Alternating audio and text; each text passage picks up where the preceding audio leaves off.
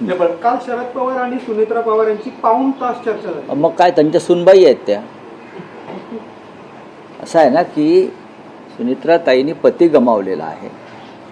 शरद पवारांनी फक्त पुतण्या नाही तर त्यांचा मुलासारखे असलेले अजित पवारांना गमावलेला आहे. मी पुतण्या असलं तरी त्याच्यामुळे शरद पवार जर त्यांच्या सुनबाईंच्या घरात म्हणजे अजित पवारांच्या घरी गेले असतील तर त्यात पत्रकारांनी प्रश्न विचारावेत असं काही नाही ना.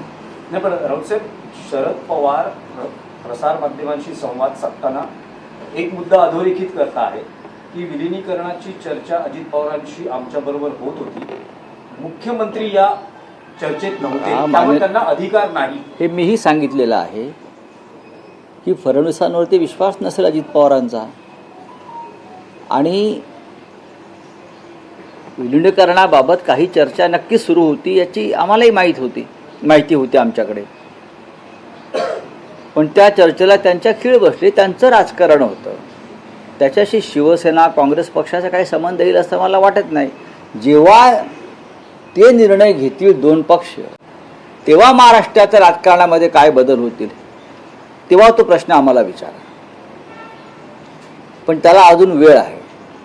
आणि आता अजित पवार गटाचे लोक ज्या पद्धतीनं आपल्या भूमिका मांडत आहेत तेव्हा मला असं दिसतंय की प्रफुल्ल पटेल असतील, सुनील तटकरे, हसन मुश्रीफ हे एकेकाळचे शरद पवारांचे चेले शरद पवार साहेबांना आणि त्यांच्या पक्षाला त्यांच्याबरोबर घ्यायला इच्छुक दिसत नाहीत, कारण अमित शहा आणि मोदींची इच्छा नसावी. पाच पवारांना क्लीन चिट दिल्याचं मुद्दा प्रकरणात समोर येत आहे.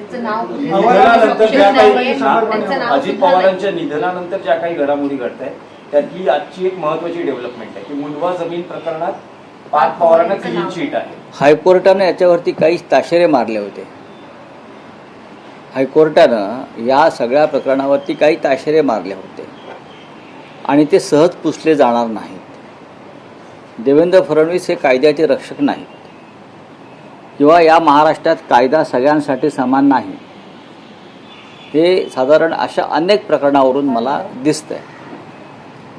पार्थ पवार यांनी चौकशीला सामोरं जाऊन क्लीन होऊन बाहेर पडायला पाहिजे, कारण ते आता राजकीय प्रक्रियेमध्ये आलेले आहेत.